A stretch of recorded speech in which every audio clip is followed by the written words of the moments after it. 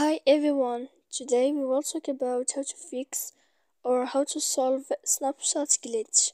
To know how to fix or how to solve Snapchat glitch, you should just go to settings like this. You will click.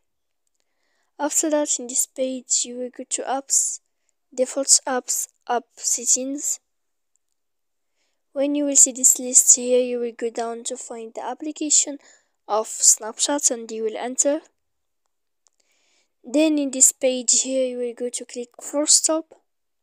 When you will end this, you will enter to storage. After that, in this page, you will click clear cache.